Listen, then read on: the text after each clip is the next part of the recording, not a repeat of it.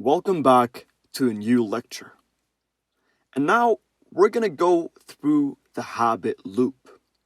You need to develop a very good understanding of the habit loop because it's one thing to understand the different elements of habit formation and how habits are formed, but it's another thing to understand and dissect the different elements of the habit itself. So we're going to talk about the cue, the routine, the reward, and several other elements that are crucial for you to understand how a certain habit is formed, reinforced, and rewarded for you to keep doing it until it turns into an automatic behavior. Now, this first illustration that you can see in front of you will give you a closer look at the foundation of every single habit you have. You need to understand the cycle, experiment with rewards. You want to isolate the cue. You need to have a plan and change the routine, which are elements for you to be able to install new habits or change habits. But looking closer at the different elements of the habit, you have the reason, the cue, the routine, the reward, and the craving. First off, the reason. Well, what is motivating you to keep doing the habit? What is the real reason you want to keep doing this certain behavior? What are you getting out of it? And how are you feeling?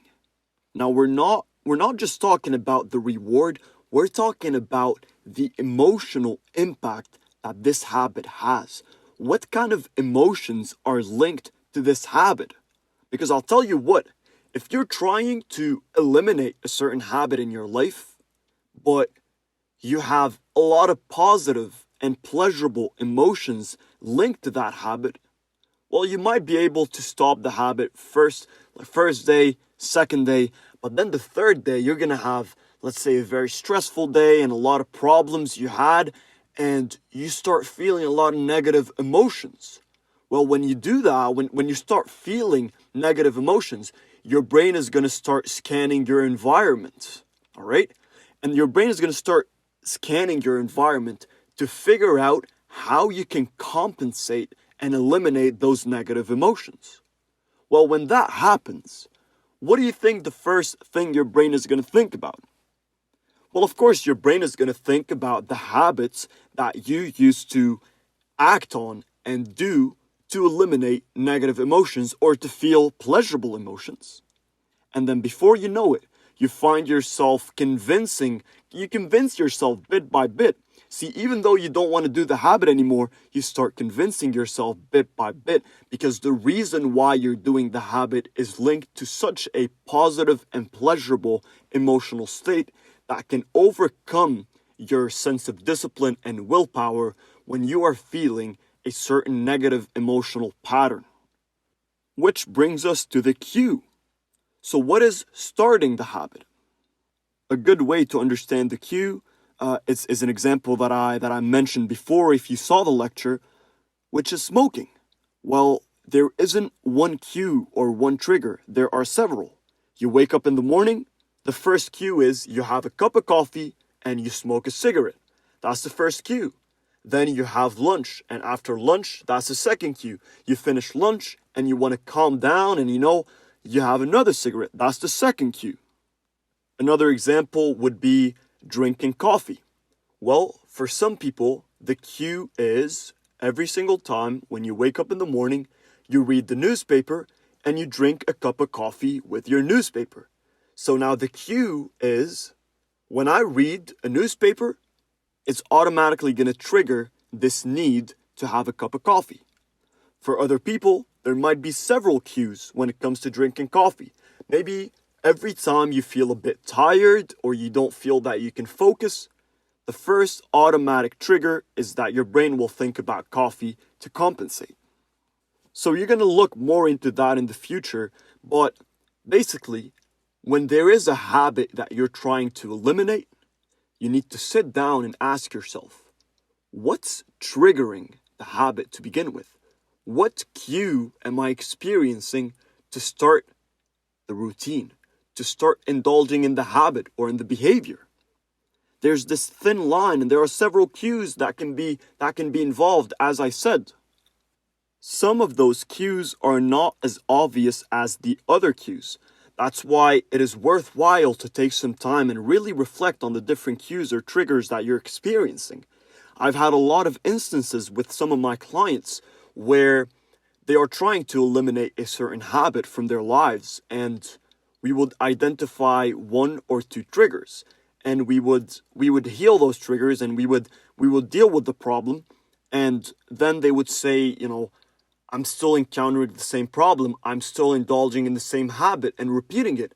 And then I asked them, well, the first two triggers that we talked about, we already eliminated those. So what triggered the habit now? And then we start building another list of triggers. And they come to realize that, oh, I didn't really put in much effort into figuring out all the triggers and cues that are actually stimulating the habit. So again, it's worthwhile for you to take a step and take some time to sit down and figure out all the cues and triggers. Because this is where the habit begins. And we're going to look more into that in the future. If you collapse the cue, if you link the cue to a negative emotional state, then the entire system, the entire habit would collapse. But again, you don't have to stress about this now. I want you to understand the concepts. After the cue comes the routine. Well, what does the cue lead to? How does it build up? And what are the steps that you take? Well, I'll keep developing on the same two examples I gave you. So, smoking, for example. Well, you wake up in the morning, you're having your cup of coffee, and then you have a trigger. Oh, I want to smoke with my cup of coffee. I want a cigarette. So the cue is leading to the routine, which is you opening the pack of cigarettes, taking one out, lighting it, and smoking. So this is how it builds up. It builds up into different steps.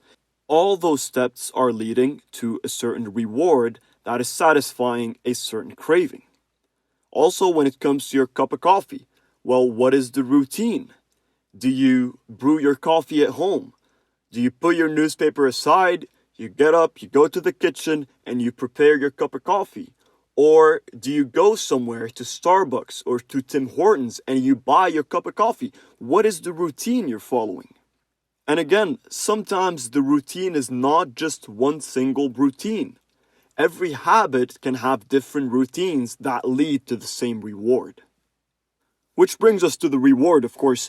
And usually, the reward is unified. The reward that you got out of the habit, the feeling, is usually one single reward linked to the habit, and not several. There are some cases where there are different rewards linked to the same habit, linked to different routines and different cues, but I don't want you to think about habits at such a level of complexity. Let's walk step by step to understand them. And by now, I think you understand what the reward is. Well, it's what you're getting out of it. Whether it's giving your body this hit of nicotine or caffeine, or maybe whatever the habit is, there is a certain reward that you are seeking. And you know that this is the reward when you stop the habit. So there is a cue, you started doing the habit, and then the routine, you're doing the habit, and then you got the reward, and then you stopped the habit.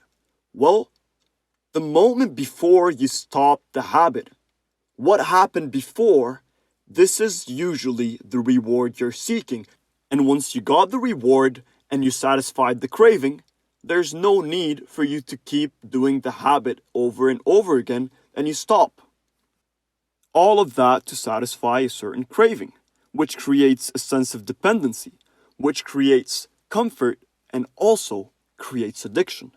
And we're going to talk about the elements of addiction, comfort, and dependency in a further lecture, because some of you might actually have developed a certain level of addiction towards habit. And I can reassure you, there is a way to get out of it. If you are willing to put in the work and understand the habit and dissect it properly, you can overcome it. But for now, for you to understand the elements of habit, pick any habit that you have, any negative habit that you're trying to eliminate, for example, and ask yourself, what usually happens before I start the habit? What is the cue? What is the trigger or triggers and cues? Now, once you figure that out, You already know what the routine is. The routine is what we look at as the habit itself. You know what the habit is. You know what the routine is. And then, well, before you stop this habit, what's the thing that happened in the last minute before you stop the habit? This is usually the point where you can identify the reward you're seeking. Now, once you figure out those three elements, you can start asking yourself, well, what is the reason? Why am I seeking this reward? And you will start linking into the reason, the real reason behind why you're doing a habit. Because I'll tell you what, the real reason you're doing a habit is because you are seeking a certain reward to satisfy a certain craving. And once you figure out what the reason is, you know why you're doing the reason because you're seeking a certain reward, you can start reflecting on the craving. Well, once you figure out the reason, you can start looking at where the craving is forming. Because usually, the reward, which is linked to the reason, is deriving from something that is missing or something that you want to feel or experience, which develops the craving. And it's not just an example of smoking or having a cup of coffee. It can even be a psychological habit. Maybe you have jealousy problems, all right? And every single time your partner goes out with their friends, you start feeling you just don't feel comfortable. You start developing this negative emotional patterns, which leads to you texting your partner or calling them and then obsessing about the situation, end up having a fight about it, and then they come back home and you guys talk about it, and then everything is good, and then you're not stressing anymore. Well, what's really happening here? First, the cue is your partner going out with friends, right? The routine might be that you're going to sit there and start thinking in a negative way. Oh, like what if they meet somebody else and they don't want me anymore? What if they cheat on me? What if they do this? What if they do that? And the routine keeps going. You start taking all those negative emotions that you're feeling towards your partner and you start texting them and calling them and stressing about it until you get to the reward, which is them coming back home and you realizing that, okay, now that they're home and they're safe, that nothing's gonna happen, now I can feel at ease. And usually, people who have jealousy problems with one partner, they experience it with another and another and another. And it's not a problem of trust per se. You might trust your partner, but what is the reason? Well, you got to figure out what the reason is. You got to sit down and ask yourself, as soon as my partner leave, as soon as this event takes place, all right? The cue and the routine and the reward, what are they linked to? What is the real reason you are developing those jealousy problems? Well, oftentimes, jealousy can be linked to low self-esteem levels. And when the reason is low self-esteem, what are you going to be craving? Well, you're going to be craving reassurance. You're going to be craving your partner being there to boost your self-esteem again, and you realizing that no, they're not going to cheat, they're not going to do anything wrong, they're here and they love me for who I am and they want to be with me. Then you satisfied the craving, then the habit is done. Everything's good. Even though your partner might be furious at you, but the habit is done and now you feel at ease. Whatever the habit is, all those 5 elements are going to be involved in it one way or another. And you will not be able to eliminate a habit until you sit down and figure out all those different elements. You need to be able to heal the different elements that are going through this certain habit. And as I said, sometimes it can be as easy as collapsing one of those factors, one of those elements, to break the entire habit chain.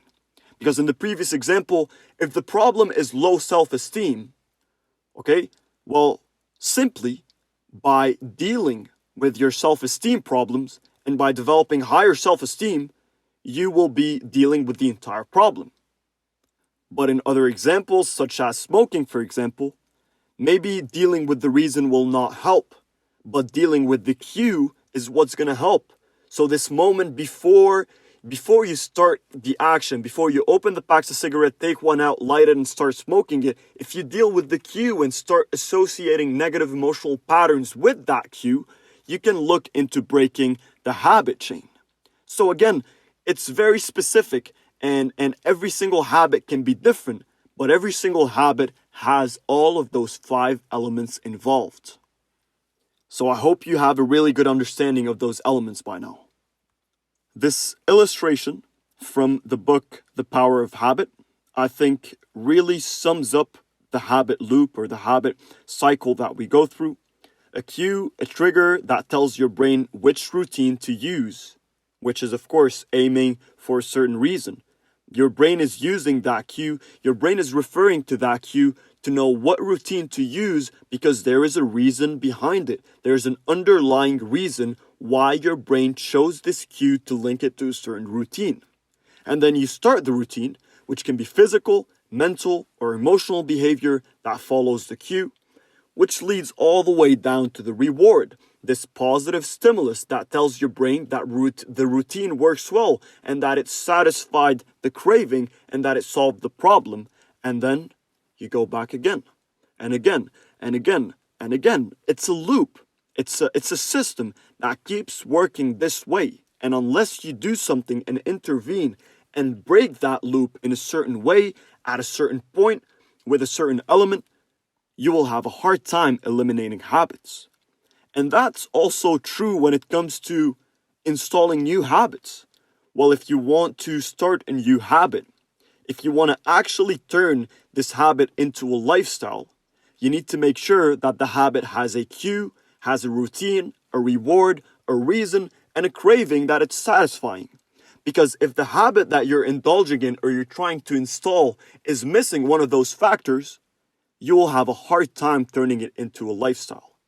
If you start a new habit and your reason is not really strong enough and emotionally compelling enough, the reward is neutral, not positive and not negative, which doesn't give you really those positive emotions that you need to keep repeating and keep doing the habit, you're going to have a hard time installing the habit.